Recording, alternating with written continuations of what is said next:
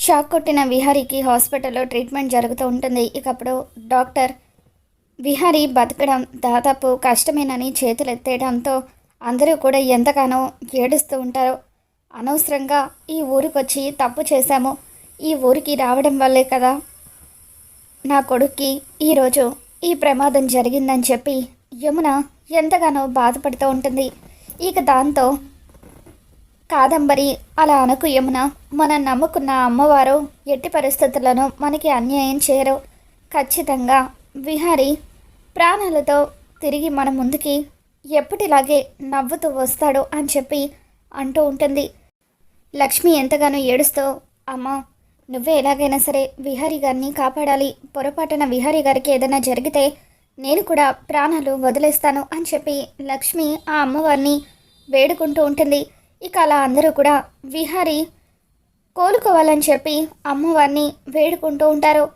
ఊరి ప్రజలందరూ కూడా విహారీని చూడడం కోసం అని చెప్పి హాస్పిటల్కి వస్తారు. వాళ్ళు అక్కడికి వచ్చిన తర్వాత ఇప్పుడు విహారీ బాబుకి ఎలా ఉందమ్మా అని చెప్పి వాళ్ళు అడుగుతూ ఉంటే అప్పుడు యమున, డాక్టర్లు ఏదైంది చెప్పలేమని అంటున్నారు, నా కొడుకు బతకడం కష్టమని అంటున్నారు అని చెప్పి ఏడుస్తూ ఉంటుంది. ఇకప్పుడు కాదంబరి పోచమ్మతో, పోచమ్మ నా మనవడు బతకాలంటే ఏం చేయాలో నువ్వే ఏదైనా మార్గం చెప్పు, ఎలాగైనా సరే వాడు ప్రాణాలతో తిరిగి రావాలి అని అంటూ ఉంటే అందరినీ కరుణించే ఆ అమ్మవారు తప్పకుండా విహారీ గారి లాంటి మంచి మనిషిని, మనసున్న మనిషిని చల్లగా చూస్తారమ్మా. ఆ అమ్మవారిని నమ్మి మీ మనవరాలి చేత దీక్ష చేయించండి, అప్పుడు తప్పకుండా ఆ అమ్మవారు కరుణిస్తారు, విహారీ బాబు ప్రాణాలతో బయటపడతారు అని చెప్పి పోచమ్మ అంటూ ఉంటే ఆ పూజ ఎలా చేయాలో నువ్వే చెప్పు పోచమ్మ అని కాదంబరి అంటూ ఉంటుంది. దాంతో పోచమ్మ మోకాళ్ళ పైన గుడి చుట్టూ కూడా ప్రదక్షిణలు చెయ్యాలి. 2 చేతుల్లో 2 దీపాలు వెలిగించుకొని అలా మోకాళ్ళతో ప్రదక్షిణలు చేసి ఆ అమ్మవారి ముందు దీపం వెలిగిస్తే ఖచ్చితంగా ఆ అమ్మవారు కరుణిస్తారు అని చెప్పి పోచమ్మ చెప్పడంతో అప్పుడు కాదంబరి, అమ్మ సహస్ర, ఇప్పుడు విహారీ ప్రాణాలు నీ చేతుల్లోనే ఉన్నాయి.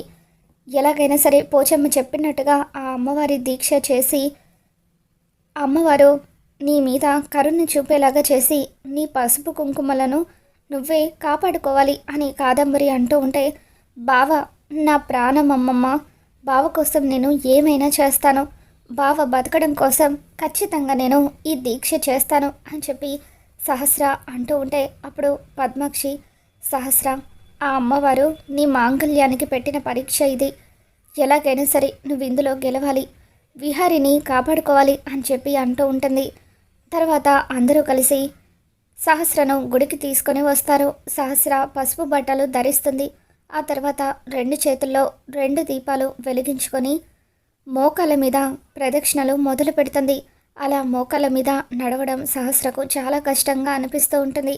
అమ్మ నేను నడవలేకపోతున్నానమ్మా అని చెప్పి కొంత దూరం నడిచిన తర్వాత సహస్ర అంటూ ఉంటే అప్పుడు పద్మాక్షి, అలా అనకు సహస్ర, ఎలాగైనా సరే ఆ అమ్మవారిని తలుచుకుంటూ ఈ దీక్షను నువ్వు పూర్తి చేయాలి, అప్పుడే విహారీ మనకు దక్కుతాడు అని చెప్పి సహస్ర చేత ప్రదక్షిణలు చేయిస్తూ ఉంటుంది.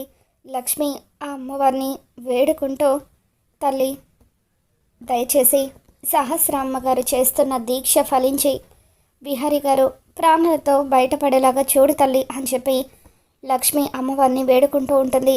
అలా సహస్ర కొంత దూరం మోకాళ్ళ మీద నడిచి అమ్మో ఇక నా వల్ల కాదు, నేను నడవలేకపోతున్నాను అని చెప్పి ఒక్కసారిగా కుప్పకూలిపోతుంది. తన 2 చేతుల్లో ఉన్న దీపాలను కూడా కింద పడేస్తుంది. అలా సహస్ర కళ్ళు తిరిగి పడిపోవడంతో పద్మాక్షి, కాదంబరి వీళ్ళందరూ కూడా సహస్రాని అక్కడి నుండి తీసుకెళ్ళిపోతారు. అప్పుడు యమున, అయ్యో తల్లి, సహస్ర దీక్షను పూర్తి చేయలేక మధ్యలోనే ఆపేసింది. ఇప్పుడు నా కొడుకు ప్రాణాలు కాపాడేది ఎవరు తల్లి అని చెప్పి యమున ఎంతగానో ఏడుస్తూ ఉంటుంది. యమున అక్కడ నిలబడి ఉండగానే లక్ష్మి ఆ అమ్మవారికి దండం పెట్టుకుంటూ, తల్లి సహస్రమ్మ పూర్తి చేయలేకపోయినా ఈ దీక్షను నేను పూర్తి చేస్తాను, దయచేసి నా కోరికను మన్నించి విహారీ గారు ప్రాణాలతో బయటపడేలాగా చూడు అని చెప్పి లక్ష్మి రెండు చేతుల్లో రెండు దీపాలు వెలిగించుకొని మోకాళ్ళ మీద అమ్మవారి కోసం అని చెప్పి ప్రదక్షిణలు చేస్తుంది. అలా ప్రదక్షిణలు పూర్తి చేసి అమ్మవారి ముందు దీపాన్ని వెలిగిస్తుంది.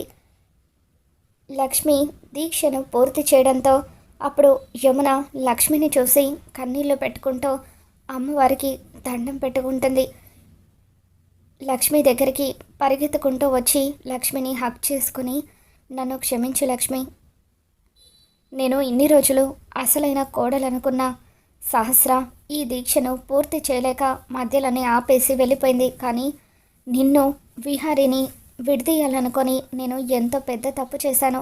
అటువంటి నువ్వు విహారీ కోసం అని చెప్పి ఎంతో రిస్క్ చేసి మరి ఈ దీక్షను పూర్తి చేశావు. నా కొడుకు ప్రాణాలు కాపాడాలనుకుంటున్న నీకు ఎలా కృతజ్ఞతలు తెలపాలో కూడా నాకు అర్థం కావడం లేదు. ఇన్ని రోజులు నేను నీ పట్ల ప్రవర్తించిన తీరుకి నన్ను క్షమించని చెప్పి యమున లక్ష్మికి దండం పెడుతూ ఉంటే అప్పుడు లక్ష్మి, యమునమ్మ దయచేసి అలా మాట్లాడకండి. విహారీ గారు నా భర్త, ఆయన నా మెడలో ఈ 3 ముళ్ళు వేశారు. ఆయన ఆపదలో ఉంటే కాపాడుకోవాల్సిన బాధ్యత భార్యగా నా మీద ఉంది అని చెప్పి లక్ష్మి యమునతో అంటూ ఉంటుంది. తర్వాత పూజారి గారు లక్ష్మి దగ్గరకు వచ్చి, అమ్మ మీరు మోకాళ్ళ మీద ప్రదక్షిణలు పూర్తి చేశారు కదా, ఇప్పుడు చివరగా నిప్పుల గుండం తొక్కి ఆ అమ్మవారిని ప్రసన్నం చేసుకుంటే ఖచ్చితంగా మీ కోరిక నెరవేరుతుంది అని చెప్పి అంటూ ఉంటారు. దాంతో లక్ష్మి అమ్మవారికి దండం పెట్టుకుంటూ నిప్పుల గుండం తొక్కుతుంది. అలా అమ్మవారిని లక్ష్మి ప్రసన్నం చేసుకుందో లేదో అక్కడ విహారీలో చలనం మొదలవుతూ ఉంటుంది. ఆగిపోయిన తన హార్ట్ బీట్ కూడా తిరిగి మొదలవుతుంది. డాక్టర్లు విహారీని చెక్ చేసి, నిజంగా ఇదొక మిరాకిల్, ఇప్పటి వరకు ఇతను బతకడం కష్టమని అనుకున్నాము, కానీ సడన్గా ఇతనిలో చలనం మొదలైంది, వెంటనే ట్రీట్మెంట్ స్టార్ట్ చేద్దామని చెప్పి డాక్టర్లు విహారీకి ట్రీట్మెంట్ స్టార్ట్ చేస్తూ ఉంటారు. అలా లక్ష్మి అమ్మవారిని ప్రసన్నం చేసుకోగానే స్వయంగా ఆ అమ్మవారే ముత్తైదు రూపంలో లక్ష్మి దగ్గరికి వస్తారు. తల్లి, నువ్వు చేసిన దీక్ష ఫలించింది.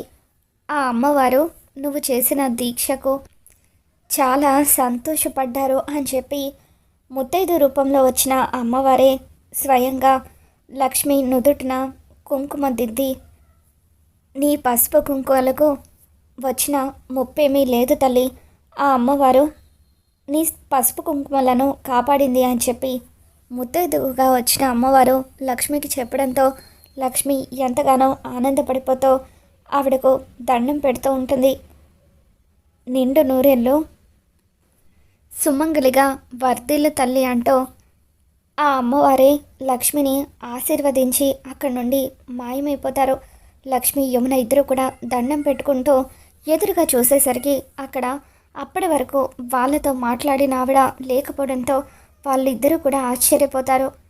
అమ్మ లక్ష్మి, నువ్వు చేసిన పూజకు మెచ్చి స్వయంగా అమ్మవారే వచ్చి ఆశీర్వదించినట్టుగా అనిపిస్తుంది. అక్కడ విహారీకి ఎలా ఉందో వెళ్ళి చూద్దాం పదమ్మా అని చెప్పి యమున లక్ష్మిని తీసుకొని హాస్పిటల్కి వస్తుంది. ఇక డాక్టర్లు బయటకు వచ్చిన తర్వాత యమున వాళ్ళతో, విహారీ గారి ప్రాణాలకు ప్రమాదం ఏమీ లేదు, ఆ అమ్మవారి దయ వల్ల ఆయన ఇప్పుడిప్పుడే కోలుకుంటున్నారు, మేము ట్రీట్మెంట్ కూడా స్టార్ట్ చేశాము, కాసేపట్లో ఆయన స్పృహలోకి వస్తారు అని చెప్పి డాక్టర్ చెప్పడంతో యమున లక్ష్మి ఇద్దరు కూడా ఎంతగానో ఆనందపడిపోతూ ఉంటారు.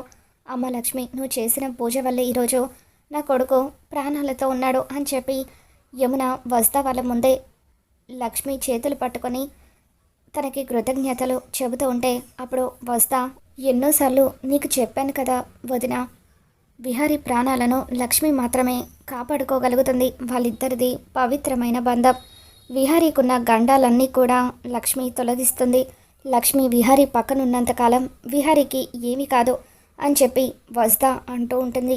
ఇకప్పుడు యమున లక్ష్మిని కోడలుగా అంగీకరిస్తూ, లక్ష్మి ఈ క్షణం నేను నీకు మాటిస్తున్నాను, ఇప్పటి వరకు మీ బంధాన్ని తెంచేయాలని నేను ప్రయత్నించాను, కానీ ఇప్పుడు నేను నీకు మాటిస్తున్నాను, ఎవరు అడ్డొచ్చినా సరే విహారీకి నీకు ఉన్న బంధాన్ని ఎవరూ కూడా దూరం చేయలేరు, నువ్వే నా ఇంటి కోడలివి, విహారీకి భార్యవి, మీ ఇద్దరి బంధాన్ని కాపాడుకోవడానికి నేను ఎంత దూరమైనా వెళ్తాను, ఎవరినైనా ఎదిరిస్తాను అని చెప్పి యమున లక్ష్మికి మాటిస్తూ ఉంటుంది. ఇక అలా యమున లక్ష్మిని కోడలుగా అంగీకరించడంతో వస్తా చారుకేశ ఇద్దరు కూడా ఎంతగానో ఆనందపడిపోతూ ఉంటారు. ఇంతలో యమున పద్మాక్షి వాళ్ళకు ఫోన్ చేసి విహారీ కోలుకున్నాడని చెప్పడంతో వాళ్ళు కూడా ఎంతో సంతోషంగా హాస్పిటల్కి తిరిగి వస్తూ ఉంటారు. అమ్మ సహస్ర, నువ్వు అమ్మవారి దీక్ష పూర్తి చేయలేకపోయినా కూడా ఆ అమ్మవారు మన మీద దయ ఉంచి కరుణించి విహారీ కోలుకునేలాగా చేశారు అని చెప్పి పద్మాక్షి సహస్రకు చెబుతూ ఉంటుంది. ఇకప్పుడు యమున విహారీని కాపాడింది సహస్ర కాదు, లక్ష్మి. నా కోడలు లక్ష్మి వల్లే నా కొడుకు విహారీ ఇప్పుడు ప్రాణాలతో ఉన్నాడు అని చెప్పి యమున మనసులో అనుకుంటూ ఉంటుంది. మరి మొత్తానికి యమున అయితే లక్ష్మికి సపోర్ట్ చేస్తూ ఉంటుంది. లక్ష్మి కూడా ఎంతో శ్రద్ధగా దీక్ష చేసి విహారీ ప్రాణాలను కాపాడుతుంది. మరి రాబోతున్న ఎపిసోడ్లో ఏం జరగబోతుందో మళ్ళీ మన ఛానల్లో తెలుసుకుందాం. ఈ వీడియో మీకు నచ్చినట్లయితే తప్పకుండా లైక్ చేయండి.